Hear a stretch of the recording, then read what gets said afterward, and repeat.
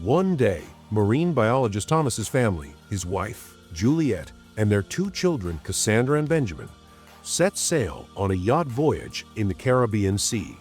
While Thomas and Benjamin were engrossed in fishing, and Cassandra was captivated by her electronic device, Juliet decided to take a dip in the ocean. Suddenly, she felt an inexplicable unease. The sea appeared tranquil, yet she sensed a lurking danger, an unseen presence circling beneath the surface. Simultaneously, the yacht's navigational instruments began to malfunction, but Thomas, absorbed in his fishing, failed to notice.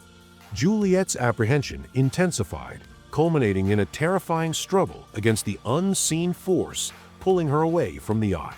Her cries for help were swallowed by the vast expanse of the ocean. Just as her strength began to wane, Thomas, alerted by the children's frantic calls, steered the yacht towards her. He plunged into the water, and alongside Cassandra and Benjamin, they pulled Juliet back aboard, breathless and shaken.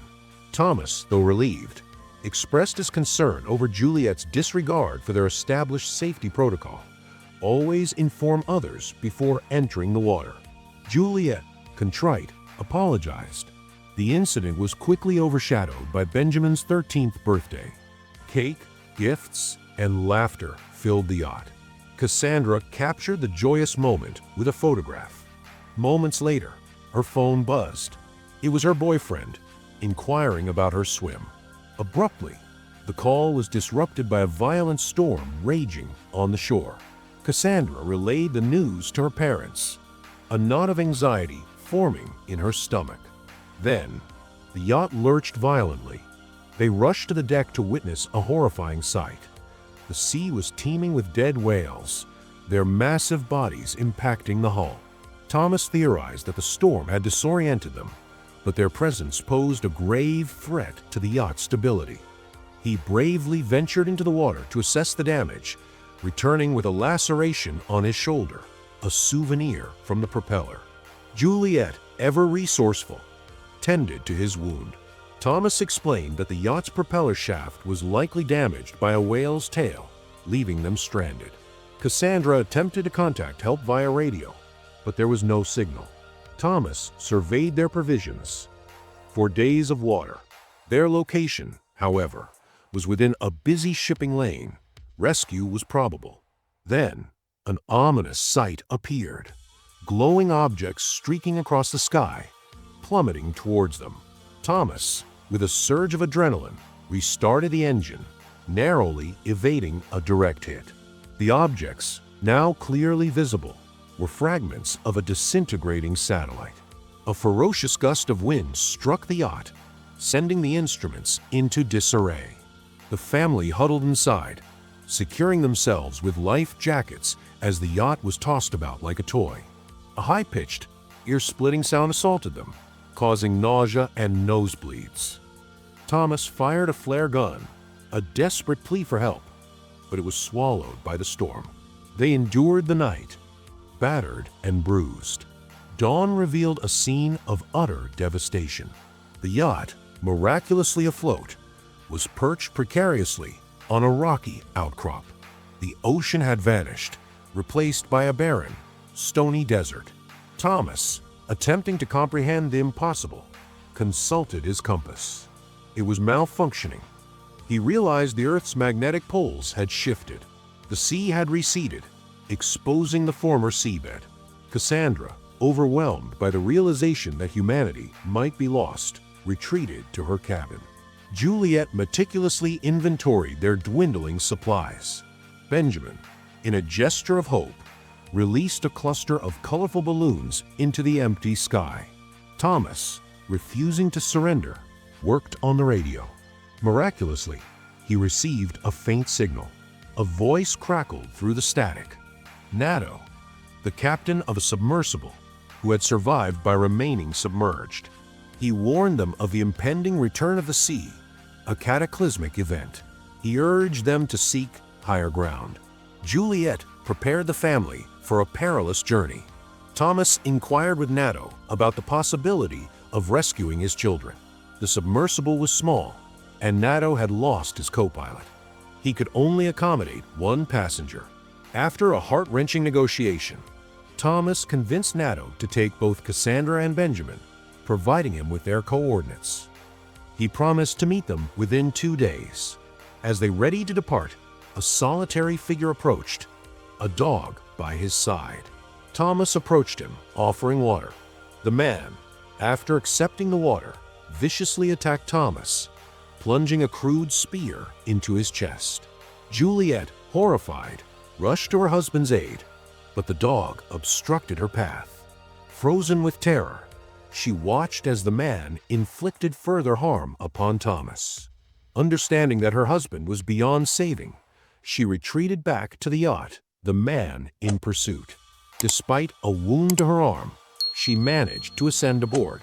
Her cries alerted Cassandra and Benjamin, who assisted her in barricading the cabin door. Juliet concealed them within a locker, entrusting Cassandra with the flare gun and instructing her to use it only as a last resort. The killer relentlessly attempted to breach the door, ultimately succeeding. Juliet, bleeding, sought refuge in the bathroom. The man, driven by hunger, ransacked the galley for food. Juliet, armed with a kitchen knife, awaited her opportunity. He entered the cabin, but Juliet leaped overboard, concealing herself beneath the hull. However, the dog discovered her. In a desperate struggle, she subdued the dog. The man, hearing the commotion, discovered the dog's lifeless body. Juliet, seizing the opportunity, climbed back aboard through a porthole, only to be captured by the killer. He subjected her to a brutal assault, intending to strangle her. Cassandra, witnessing the horrific attack, knew it was their only chance. She fired the flare gun. The flare struck the man, but also ignited the yacht. Juliet, seizing the opportunity, ordered the children to flee. They jumped overboard, discovering Thomas's lifeless body. Cassandra wept over her father. Juliet, after a final embrace, led her children away as the yacht exploded behind them. They traversed the desolate landscape, eventually finding refuge within a rocky canyon. The stream within, however, was brackish and undrinkable. Cassandra shared her meager water ration with Benjamin, but he refused, blaming himself for the killer's arrival. Juliet reassured him, reminding him of the long journey that lay ahead. They pressed on, the killer still relentlessly pursuing them. That evening, Benjamin discovered a deceased shark, attempting to butcher it for food, but Juliet, noticing their pursuer, urged them to flee. They navigated through a field of toxic waste barrels, Juliet urging them onward despite the imminent danger. Benjamin, suffering from dehydration, collapsed. Juliet shared her remaining water with him. Cassandra, despairing, broke down.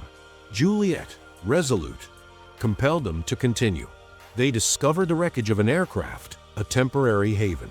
Juliet displayed a photograph of happier times, recounting her first encounter with Thomas. The children mourned their father. As night fell, Cassandra, unable to sleep, ventured outside. The killer emerged, unaware of her presence. Juliet, seizing the opportunity, ambushed him, inflicting a fatal wound with a knife. As dawn broke, they prepared to resume their journey, only to discover the killer's body had been scavenged. A more formidable predator than man lurked within the desert. They continued their journey. Juliet consulted the map when Benjamin suddenly sprinted towards a brackish puddle. Juliet, frantic, pulled him back, but it was too late. He became violently ill. They discovered discarded chairs, utilizing them to construct a makeshift shelter. Strange sounds alerted Juliet to a new threat. Giant crabs swarmed towards them. They spotted a vessel in the distance, but the occupants, terrified, refused to offer assistance. The crabs launched an attack, inflicting a wound upon Juliet. They managed to ascend onto a container, witnessing in horror as the crabs breached the ship, eliminating everyone within. Juliet, her leg bleeding, lost consciousness. She awoke to find the children missing. They had ventured in search of supplies. Juliet cauterized her wound. They discovered a meager supply of food and a radio.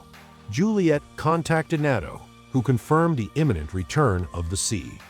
He provided her with directions to his submersible. The journey was arduous, traversing treacherous terrain and toxic waste. Juliet and the children were separated during a rock slide.